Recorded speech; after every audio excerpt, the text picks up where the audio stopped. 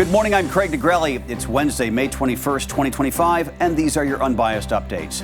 Memorial Day weekend's closing in, but on the Hill, a race against the clock. Speaker Johnson's pushing President Trump's budget to get across the finish line. Plus, new fallout for Andrew Cuomo. A criminal investigation is now underway, tied to his time as New York governor, COVID response, and new questions about what he knew. And thinking about a COVID shot this year, the FDA just changed the rules, and most people won't be able to just book it and get in, unless you're in a select group. From the Straight Arrow News Studio, bringing the stories that matter to you from across the United States and around the world, these are today's Unbiased Updates. With pressure mounting and a floor vote looming, House Republicans are still wrestling with the final shape of President Trump's massive agenda bill, and the clock is ticking. The House Rules Committee met overnight, kicking off just after 1 a.m. to try to hammer out a deal. It's the last stop before a full House vote. One of the biggest sticking points, the state and local tax deduction known as SALT. Republican leaders are weighing a plan to raise the cap from $10,000 to $40,000 for households making under $500,000 a year. But conservatives call it a giveaway to blue states where taxes are high, and they're pushing back. This all follows Donald Trump's visit to Capitol Hill yesterday, trying to rally Republicans behind what he's calling his big, beautiful bill. Despite some Republican reluctance, the president remained upbeat after the meeting. I think it was a really great. That was a meeting of love. Let me tell you, that was love in that room. There was no shouting. I think it was a meeting of love. There were a couple of things that we talked about specifically where some people felt a little bit one way or the other, not a big deal. Republicans will need nearly full unity to push the bill through, which includes sweeping tax cuts and deep cuts to Medicaid, food stamps, and green energy programs. All Democrats are expected to oppose the legislation. New this morning, the Justice Department is now investigating former New York Governor Andrew Cuomo, just as he leads the race for New York City mayor. The New York Times first reported on the probe.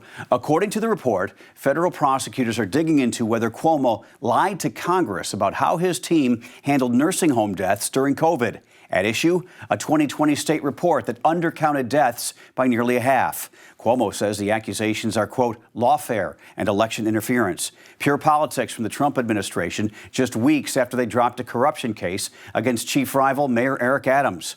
However, the group Voices for Seniors applauded the investigation.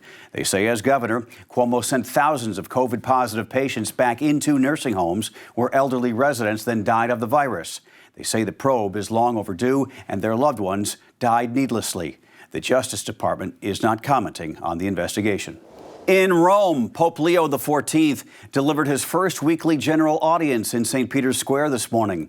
The general audience is a long-standing tradition, a chance for the new pontiff to speak directly to pilgrims and visitors from around the world.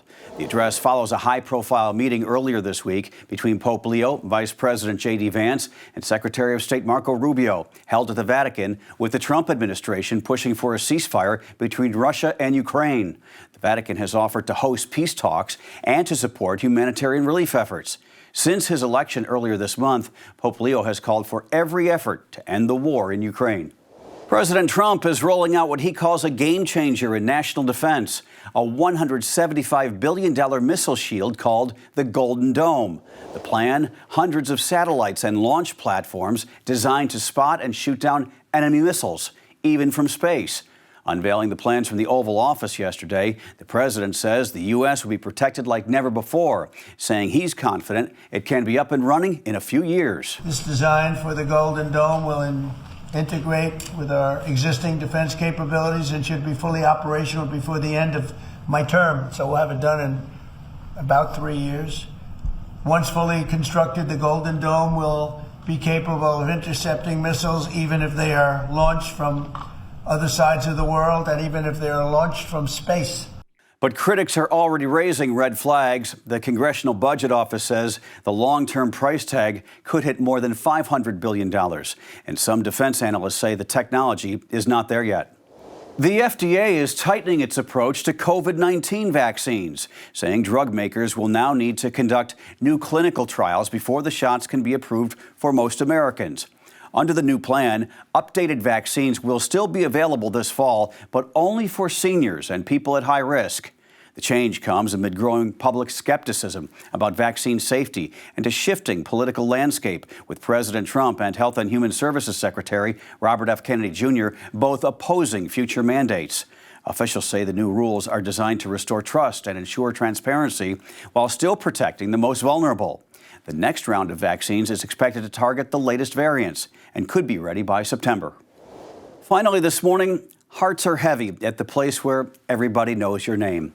George Wendt died on Tuesday. He played the role of Norm Peterson on the sitcom Cheers for 11 years. It centered around a bar in Boston where hardworking friends got together every day after work for a couple of beers, laughs, and solving life's problems. And boy, was it funny. He was pretty much the guy at the end of the bar that you could count on for a one-liner, that trusty uncle type who always had a laugh, a quip, or a lighthearted joke to lighten the mood. He garnered 6 Emmy nominations. Tributes are coming in. Ted Danson, who played Sam the bartender, told the New York Post he is devastated, and it's going to take him a long time to get over. Rhea Perlman, who played Carla, called him the sweetest, kindest man she ever met. It was impossible not to like him. His family says Wendt died peacefully in his sleep in Los Angeles. He was 76. You know, one of the neatest parts of watching Cheers on a nightly basis was you felt like you were in the bar with them. And so when the studio audience laughed, you laughed at home as well. And it felt really like you were one big family. Friends, hence the name of the show. It was a lot of fun to watch. Rest in peace, George. You were a great Norm.